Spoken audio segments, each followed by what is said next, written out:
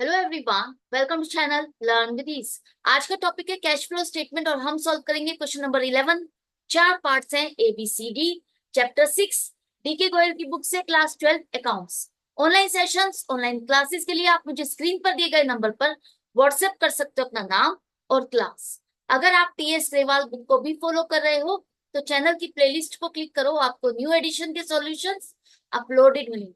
साथ में ही community section में एमसीक्यूज मिलेंगे क्विज की फॉर्मेट में, और एमसीक्यूज के सॉल्यूशंस शॉर्ट्स में। तो बहुत कुछ है चैनल पर, विजिट द चैनल।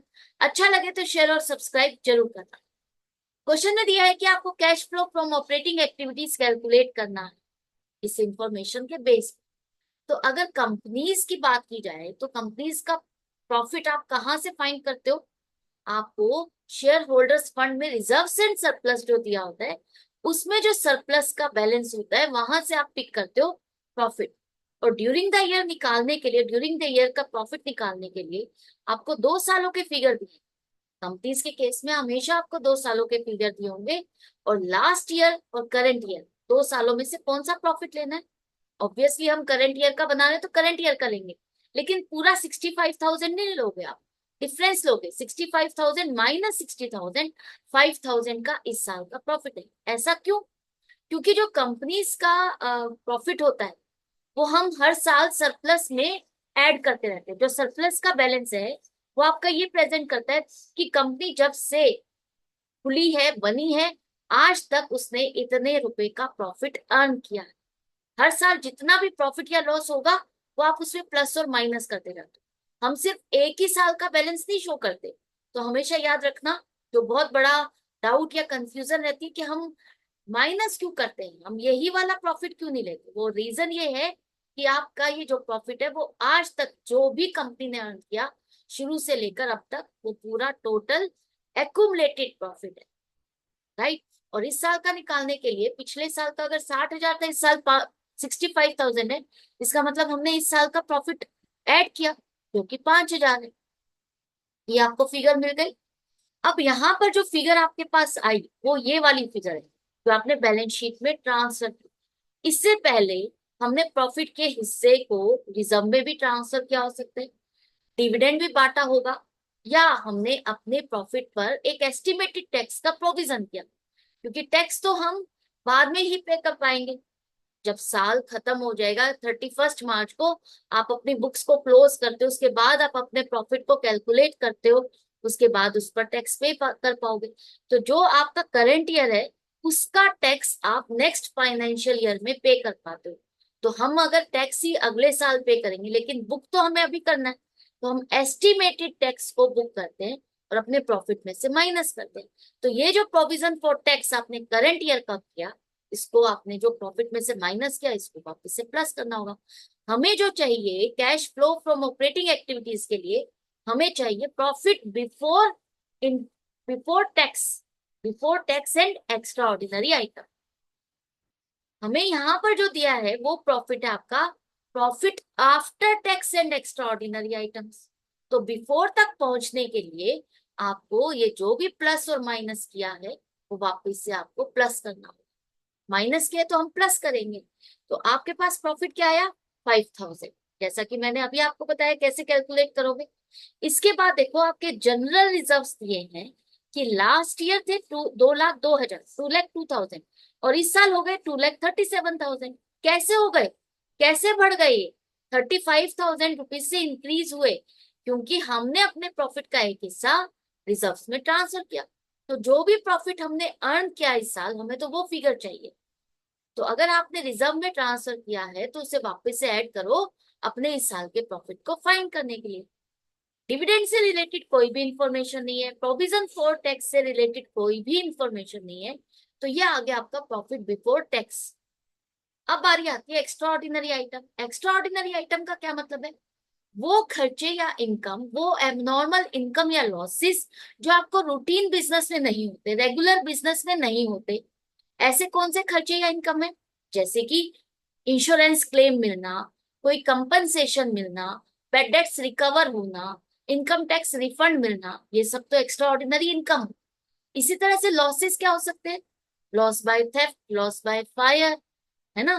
तो ये आपके वो खर्चे और इनकम है जो आपको रूटीन बिजनेस में नहीं होते, और हमें चाहिए प्रॉफिट जो हमारा रेगुलर बिजनेस में हर साल होता है। तो अगर ऐसी कोई इनकम या लॉसेस है वो हमें प्लस माइनस करने होंगे। अगर इनकम है तो उसको माइनस करेंगे, और लॉस है तो वापस से प्लस करेंगे। ऐसी कोई इंफॉर्मेशन नहीं है, तो इसका मतलब ये net profit before tax and extraordinary item आपके पास 40,000 आ गए। तो फर्स्ट स्टेप आपने कर लिया। इसके बाद नेक्स्ट स्टेप आपको क्या करना है, फॉर्मेट आपको पता ही है। सबसे पहले ऊपर लिखोगे कैश फ्लो स्टेटमेंट, किस साल का बना रहे हो, 31 मार्च 2023।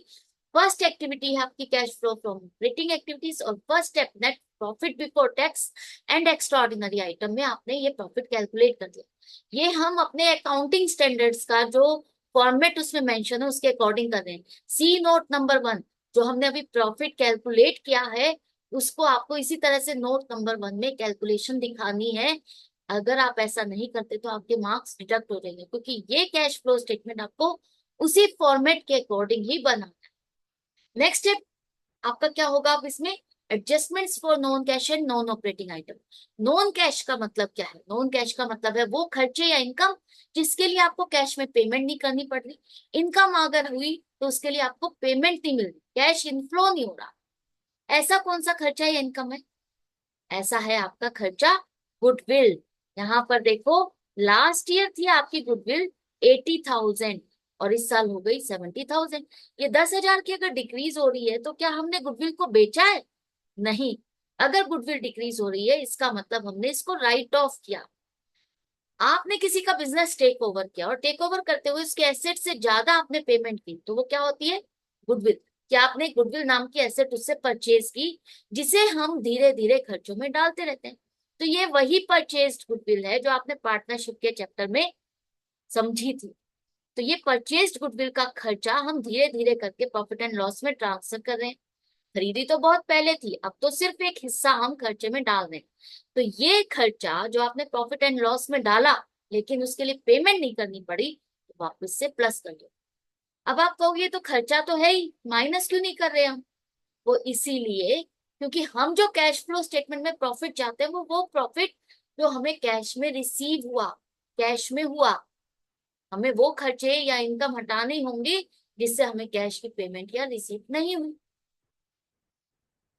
ये तो हो गया आपका 10,000, सिर्फ एक यही आइटम है जिसे आपको प्लस करना है और कुछ एक्स्ट्रा नहीं है। इसके बाद आपके पास ये प्लस करने के बाद आ गया है operating profit before working capital changes. Next step आपका होगा आपको करंट एसेट और करंट लाइबिलिटीज में जो चेंजेस आए उसको कवर करना है, क्योंकि बिजनेस से रिलेटेड आपके करंट एसेट और करंट लाइबिलिटीज में चेंजेस आएंगे। Debtors, creditors, outstanding expenses, outstanding income, ये सब आपके क्या है, बिजनेस से रिलेटेड, रेगुलर बिजनेस से रिलेटेड। और वो अगर चेंज हो रहे हैं तो आपके बिजनेस से रिलेटेड चेंजेस की वजह से है। तो उसको आपको कवर करना है। तो कैसे करोगे, देखो सबसे पहले आपका ट्रेड रिसीवेबल्स। ट्रेड रिसीवेबल्स का मतलब क्या है, एक तो करंट एसेट है, इसमें आप डेटर्स और बिल्स रिसीवेबल दो चीजों को कवर करते हो, दोनों का टोटल मिल करके ट्रेड रिसीवेबल्स है। लास्ट ईयर 1,49,000, इस साल 1,53,000। कितने से बढ़ गए, इंक्रीज हो गए 4,000 से। अब ट्रेड रिसीवेबल्स 4,000 से इंक्रीज हो रहे हैं, इसका मतलब आपने सामान उधार पे बेचा। सामान उधार पे बेचा लेकिन पेमेंट नहीं मिली, तो एक तरह से आपने क्या किया, उसको लोन दिया। और लोन दिया तो इसका मतलब कैश का आउटफ्लो हुआ। करंट एसेट अगर इंक्रीज हो रही है, एसेट इंक्रीज होना मतलब एसेट को खरीदना, खरीदोगे तो पेमेंट करोगे और पेमेंट करोगे तो आउटफ्लो होगा। नेक्स्ट है सैलरी आउटस्टैंडिंग। सैलरी आउटस्टैंडिंग आपकी क्या है, करंट लाइबिलिटी है, जहां पर आपने सर्विसेज ले ली लेकिन पेमेंट नहीं की। तो ये आपकी लास्ट ईयर से इस साल डिक्रीज हो गई, 18,000 से डिक्रीज हो गई। और लाइबिलिटी जब डिक्रीज होती है इसका मतलब आपने पेमेंट कर दी। तो decrease in salary outstanding 18,000 outflow हुआ है तो माइनस करोगे। Wages prepaid. प्रीपेड का मतलब है किसी को एडवांस में पेमेंट करना। अभी आपने उससे सर्विसेज नहीं ली लेकिन आपने पेमेंट एडवांस में की हुई है। ये थी लास्ट ईयर 5,000 और इस साल हो गई 7,000। तो ये आपका जो चेंज आ रहा है 2,000 का इंक्रीज हो रहा है। हम यहाँ पर डिफरेंस को लेते हैं, हमेशा याद रखना कैश फ्लो स्टेटमेंट में कंपनीज के केस में 2 सालों की फिगर दी होगी, आपको डिफरेंस लेना है। तो 2,000 रुपए के वेजेस प्रीपेड इंक्रीज हो रहे हैं, इसका मतलब आपने किसी को और एडवांस पेमेंट की और एडवांस पेमेंट करोगे तो क्या होगा, आउटफ्लो होगा। तो माइनस करो 2,000। ये तीनों चीजें आने के बाद आपके पास माइनस की फिगर आ गई है 24,000, राइट। तो 24,000 का आपके पास आ गया। तो ये हो गई आपकी प्लस माइनस करने पर cash flow from operating activities. यही आपको फाइंड करना था, यही आपको मिल गया है कि ये आपका cash flow from operating activities. Operating activities की वजह से इस साल हमारे कैश में इतना इंक्रीज हुआ। कैश एंड बैंक बैलेंस आपका करंट एसेट नहीं है, इसके लिए तो हम कैश फ्लो स्टेटमेंट बना रहे हैं ताकि हमें पता चल सके कि हमने जो एक्टिविटीज की उसकी वजह से हमारे कैश के बैलेंस में कैसे चेंजेस आए, राइट। फर्स्ट पार्ट हमने कवर कर लिया। इसी तरह से बी पार्ट में आपको cash flow from operating activities he calculate करना है। प्रॉफिट एंड लॉस का बैलेंस जैसे कि मैं पहले समझा चुकी हूँ, आपको डिफरेंस लेना है। ये आपका बैलेंस शीट में जो आपका सरप्लस का बैलेंस है वो दिया है। तो लास्ट ईयर था 2 लाख और इस साल 3 लाख है, इसका मतलब 1 लाख से इंक्रीज हो गया। और 1 लाख से इंक्रीज हो रहा है, इसका मतलब 1 लाख रुपीज का प्रॉफिट इस साल का हमने प्लस किया। आपको यहाँ पर net profit before tax and extra ordinary item चाहिए। तो before tax and extra ordinary item तक पहुंचने के लिए आपने अगर कोई पैसा रिजर्व में ट्रांसफर किया तो वो आपको चाहिए, रिजर्व से रिलेटेड इंफॉर्मेशन नहीं है। क्या आपने डिविडेंड पे किया, वो भी कोई इंफॉर्मेशन नहीं है। क्या आपने कोई प्रोविजन फॉर टैक्स किया, वो भी इंफॉर्मेशन नहीं है। कोई एक्स्ट्रा ऑर्डिनरी इनकम या लॉसेज है, वो भी इंफॉर्मेशन नहीं है। तो डायरेक्टली ये 1 लाख रुपीज आपका हो गया net profit before tax and extra ordinary item 1 lakh. First step आपका हो गया। नेक्स्ट स्टेप होगा अब आपका adjustment for non cash and non operating items. Non cash item कौन से होंगे, जैसे कि गुडविल। लेकिन यहाँ देखो गुडविल आपकी लास्ट ईयर थी 2 लाख और इस साल हो गई 1,60,000, 40,000 से डिक्रीज हो गई। तो क्या ये हमने बेची है, नहीं, सेल नहीं की है, हमने राइट ऑफ की। और राइट ऑफ का मतलब मैंने अभी आपको समझाया, जो खर्चा हमें डालना है धीरे धीरे करके गुडविल का, वो हमने इस साल डाला जिसके लिए कैश का आउटफ्लो नहीं हुआ। उसी तरह से डेप्रिसिएशन, लास्ट ईयर था 3 लाख और इस साल है 3,20,000, मतलब इस साल हमने 20,000 का और डेप्रिसिएशन डाला। और डेप्रिसिएशन क्या है, वो खर्चा जो आप अपनी एसेट को यूज करने की वजह से डालते हो, उसके लिए आपको किसी को पेमेंट नहीं करनी। तो ये दो चीजें आपकी है, प्रोविजन फॉर डेप्रिसिएशन, कैश का आउटफ्लो नहीं हुआ ऐसा खर्चा। राइटिंग ऑफ गुडविल 40,000, ये भी वही खर्चा है, नॉन कैश आइटम है, तो इनको वापस से प्लस कर दो क्योंकि हमें चाहिए वो प्रॉफिट जो हमारा कैश में हुआ। और ये खर्चे हमने अपने प्रॉफिट एंड लॉस में डाले थे जिसके लिए कैश की पेमेंट नहीं करनी पड़ी और हमारा प्रॉफिट कम कर रहा है ये।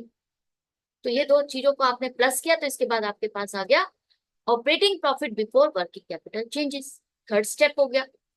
इसके बाद आपको देखना है आपके करंट एसेट्स और करंट लाइबिलिटीज में क्या चेंजेस है। ड्यूरिंग द ईयर बिजनेस करने से जो भी चेंजेस आए उसको आपको कवर करना है।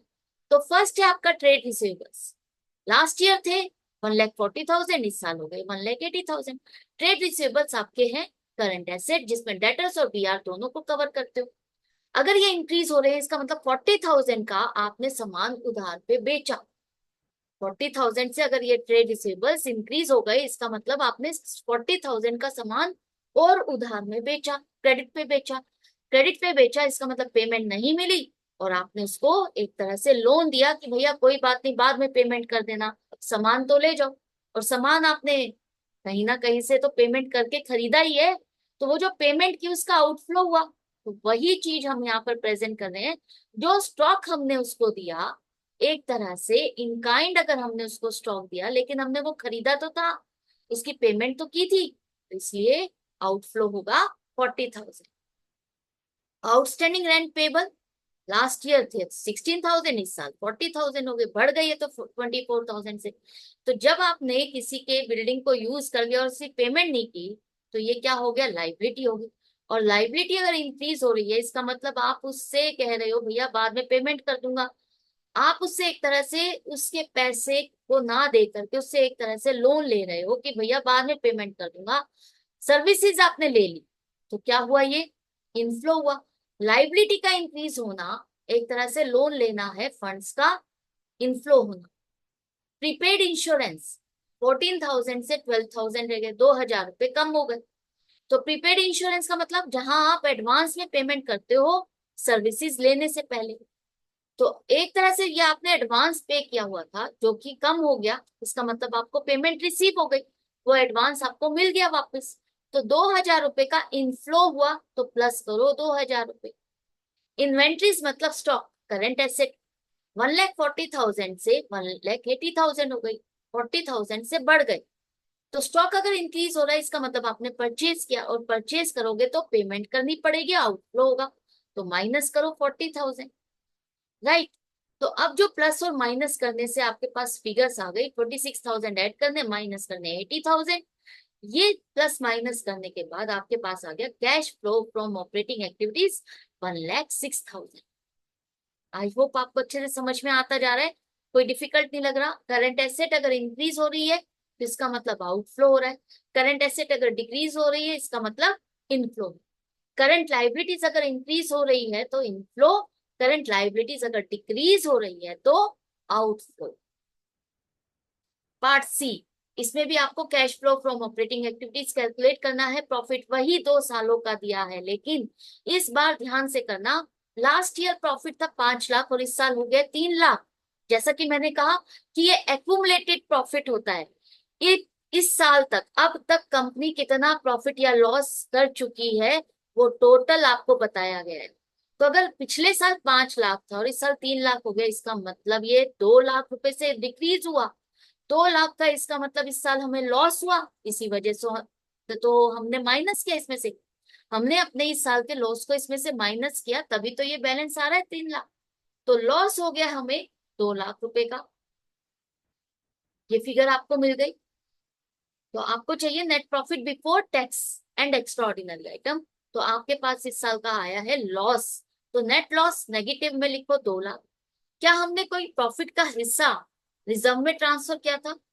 तो रिजर्व आपके सिर्फ जनरल रिजर्व ही नहीं होता, कोई भी रिजर्व, डिबेंचर सिंकिंग फंड, कोई भी आपका रिजर्व है वो आपका, आपको चेक करना है। अगर इंक्रीज हो रहा है इसका मतलब हमने प्रॉफिट का एक हिस्सा उसमें ट्रांसफर किया।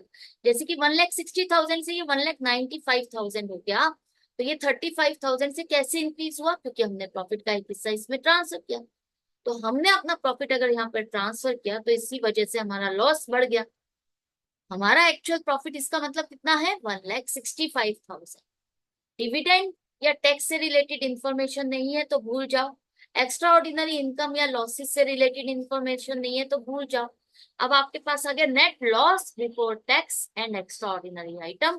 प्रॉफिट नहीं हुआ, हमें देखा जाए तो लॉस हुआ है, तो लॉस आ गया आपके पास 1,65,000, नेगेटिव है तो ब्रैकेट में लिखो। इसके बाद आपको non cash and non operating items की एडजस्टमेंट करनी है। नॉन कैश का मतलब वो खर्चे जिसके लिए कैश में पेमेंट नहीं करनी है आपको। 80,000 से 1,20,000 हो गया। एक्यूमुलेटेड डेप्रिसिएशन क्या है?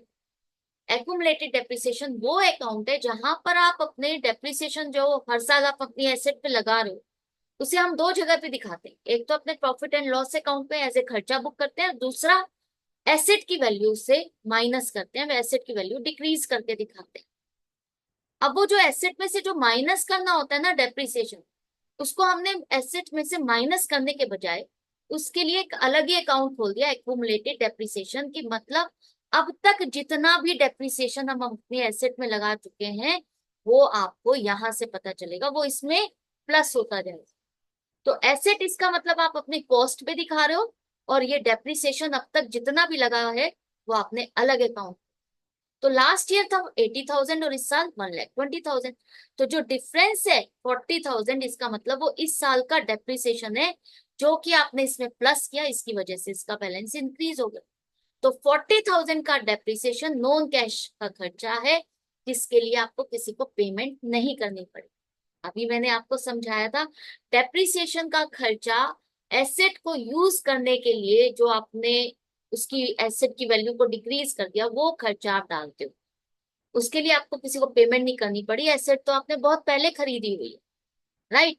तो हमें ये नॉन कैश के खर्चे हटाने होंगे अपने प्रॉफिट एंड लॉस अकाउंट में, जो हमने बुक करे उसको वापस से प्लस कर।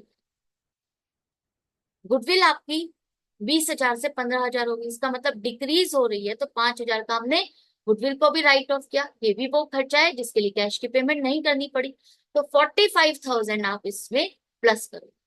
नॉन ऑपरेटिंग आइटम का मतलब है वो खर्चे या इनकम जो आपके ऑपरेटिंग एक्टिविटी से रिलेटेड नहीं है, जैसे कि कोई खर्चा या इनकम इन्वेस्टिंग या फाइनेंस एक्टिविटी में कवर आपको करना है, लेकिन आपने अपने प्रॉफिट एंड लॉस में उसको लिया हुआ है, तो उसको वापस से यहाँ पर प्लस और माइनस करो।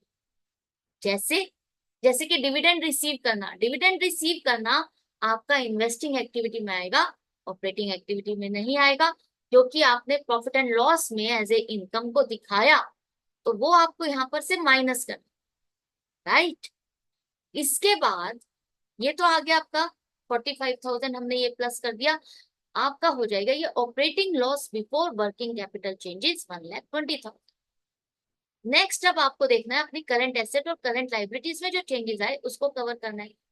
तो वो पहला आपका है ट्रेड पेबल्स, 75,000 से 91,000 हो गई।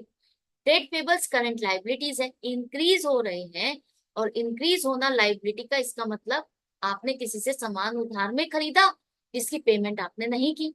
सामान उधार में खरीदना इसका मतलब आपने लोन लिया, लोन लेना मतलब इनफ्लो होना। कितना कितना इनफ्लो हो गया आपका 16,000। इंक्रीज इन ट्रेड पेबल 16,000 से प्लस करोगे। आउटस्टैंडिंग एक्सपेंसेस आपके 16,000 और 24,000, 8,000 से इंक्रीज हो गए, है ना। Current year minus previous year करोगे तो आपको पता चल रहा है 8,000 से इंक्रीज हो गए। आपने सर्विसेज ली लेकिन पेमेंट नहीं की, तो इसका मतलब ये भी आपने उधार लिया, लोन लिया है, तो इसका मतलब इनफ्लो होगा 8,000। लाइबिलिटीज का इंक्रीज होना मतलब फंड्स का इनफ्लो होना। प्रीपेड सैलरीज, इसका मतलब आपने एडवांस में किसी को सैलरी की पेमेंट की, एडवांस में पेमेंट की है सैलरी की, सर्विसेज अभी आपने उससे ली नहीं, तो वो एडवांस अगर आपका डिक्रीज हो गया, लास्ट ईयर था 5,000, इस साल है 2,000, तो 3,000 का इसका मतलब इसने एडवांस पे कर दिया, पे करवाएगा। अगर पे उसने किया तो इसका मतलब क्या हुआ, आपको इनफ्लो हुआ, इनफ्लो मिला, फंड्स का इनफ्लो हुआ, तो 3,000 आप प्लस करोगे। ट्रेड रिसीवेबल्स लास्ट ईयर थे 2,10,000, इस साल है 2,40,000, तो 30,000 से इंक्रीज हो गई। ये आपकी करंट एसेट है जहां पर डेटर्स और बीआर को कवर करते हो। सामान उधार में बेचना मतलब आपको पेमेंट नहीं मिली, पेमेंट नहीं मिली तो एक तरह से आपने उसको लोन दिया, लोन दोगे तो क्या होगा, फंड्स का आउटफ्लो होगा, तो माइनस करोगे 30,000। तो प्लस और माइनस जो भी करना है आपने किया, तो आपके पास नेट अमाउंट आ रहा है cash used in operating activities 1,23,000। Used क्यों लिखा हमने यहाँ पर, कैश फ्लो फ्रॉम क्यों नहीं लिखा। जब नेगेटिव में आता है इसका मतलब है हमने अपनी इस एक्टिविटी में फंड्स को यूज किया है, फंड्स का आउटफ्लो हुआ है, हमने फंड्स को खर्च किया है। इस एक्टिविटी से आपका इनफ्लो नहीं आया कैश का फंड्स, बल्कि हमने यूज किया है। तो 1,23,000 आपका cash flow from, sorry, cash used in operating activities. Part C भी समझ में आ गया। पार्ट डी, अब इसमें ध्यान से समझो। Cash flow from operating activities आपको कैलकुलेट करना है, प्रॉफिट फॉर द ईयर। यहाँ पर आपको इस साल का प्रॉफिट दिया 50,000, जिसमें से आप डेप्रिसिएशन को माइनस कर दो। इसका मतलब ये वो प्रॉफिट है जो कि आपको before tax and extraordinary item दिया हुआ, बिफोर टैक्स दिया हुआ, एक्स्ट्राऑर्डिनरी आइटम है नहीं, तो यही वो प्रॉफिट है जिसे लेकर के आपको स्टार्ट करना है। तो नेट लॉस, नेट लॉस क्यों आएगा, नेट लॉस नहीं, नेट प्रॉफिट आएगा। Profit for the year amounting to ₹50,000 after providing for depreciation 20,000। तो यहाँ पर प्रॉफिट आएगा, बाय मिस्टेक मैंने लॉस लिख दिया है, तो टाइपिंग एरर है, आप इसको करेक्ट कर लेना। प्रॉफिट है, net profit before tax and extraordinary item 50,000। इसके बाद आपको नेक्स्ट स्टेप क्या करना है, non cash and non operating item, जैसा कि यहाँ पर लिखा है 20,000 का डेप्रिसिएशन हमने माइनस किया हुआ है, तो इसको वापस से प्लस करेंगे, क्योंकि ये नॉन कैश है, इसके लिए हमको किसी को पेमेंट नहीं करनी है, तो वापस से प्लस करो। वो खर्चे या इनकम जिससे इनफ्लो या आउटफ्लो नहीं हुआ और आपने प्रॉफिट एंड लॉस में डाला, जिससे हमारी इनकम कम हो गई, प्रॉफिट कम हो गया, तो वापस से प्लस करना होगा, क्योंकि कैश फ्लो स्टेटमेंट में हमें प्रॉफिट चाहिए, वो वाला प्रॉफिट जो हमने कैश में अर्न किया। डेप्रिसिएशन के अलावा कोई और ऐसी इनकम है या कोई ऐसा खर्चा जो आपने डाला? Provision for doubtful debts. Provision for doubtful debts क्या है? लास्ट ईयर थे 5,000, इस साल है 6,000, 1,000 से इंक्रीज हो गई। ये प्रोविजन हम अपने आप से एक एस्टिमेटेड अमाउंट डालते हैं कि इतना पैसा डूब जाएगा। एक्चुअल में ना तो डूबा है, ना ही हमें किसी को पेमेंट करनी पड़ी। तो ये एक तरह से हमने अपने आप से प्रॉफिट का एक हिस्सा ये मान के चलिए ये खर्चा है, डूब जाएगा, तो खर्चों में डाला, लेकिन एक्चुअल में तो नहीं हुआ ना, आउटफ्लो नहीं हुआ। तो इसको वापस से हम क्या करेंगे? प्लस करेंगे। डिफरेंस लोगे, लास्ट ईयर इतना था, इस साल इतना हो गया, इसका मतलब 1,000 का हमने और प्रोविजन किया, तो उतना ही आप डालोगे, 1,000 रुपीज। और कोई आपको दिख रहा है? नहीं, और कुछ भी नहीं है, बस ये दो चीजें थी। 21,000 को ऐड करने के बाद आपके पास आ गया operating profit before working capital changes 71,000। अब आपको नेक्स्ट स्टेप क्या करना है? आपको करंट एसेट और करंट लाइबिलिटीज के चेंजेस देखने हैं। तो सबसे पहले है आपका trade receivables. Cash in hand आपकी करंट एसेट है, लेकिन वो आपका यहाँ पर कैश फ्लो स्टेटमेंट में यहाँ पर कवर नहीं होगा। इसी का तो हम देखना चाहते हैं हमारी कैश में, कैश इक्विवेलेंट में क्या चेंजेस आए इसकी वजह से। तो ट्रेड रिसीवेबल्स आपका फर्स्ट है, जिसमें डेटर्स और बीआर दोनों का टोटल कवर होता है, जो कि लास्ट ईयर से डिक्रीज हो गए। अब करंट एसेट अगर डिक्रीज हो रही है, इसका मतलब पेमेंट आपको रिसीव हुई, डेटर से पेमेंट रिसीव होगी, तो क्या होगा? इनफ्लो होगा। इनफ्लो होगा तो प्लस करोगे 30,000 रुपीज। इसी तरह से ट्रेड पेबल्स, ट्रेड पेबल्स अगर 80,000 से 75,000 रह गए, ये तो करंट लाइबिलिटीज था। ट्रेड पेबल्स में क्रेडिटर्स और बिल्स पेबल दोनों चीज कवर होती है, और ये 5,000 से डिक्रीज हो रहे हैं, इसका मतलब आपने करंट लाइबिलिटी की पेमेंट करोगे तो आउटफ्लो होगा, माइनस होगा। इन्वेंट्री स्टॉक, स्टॉक आपका 1,20,000 से 1,60,000 हो गया, 40,000 से इंक्रीज हो रहा है, इसका मतलब स्टॉक आपने खरीदा। स्टॉक खरीदोगे तो पेमेंट करोगे, और पेमेंट करोगे तो आउटफ्लो होगा। आउटस्टैंडिंग एक्सपेंसेस लास्ट ईयर नहीं थे, इस साल में आपने किसी से सर्विसेज ले ली, लेकिन उससे पेमेंट नहीं की, और पेमेंट नहीं कर रहे हो, सर्विसेज ले ली, तो एक तरह से आपने उससे लोन लिया है, करंट लाइबिलिटी है।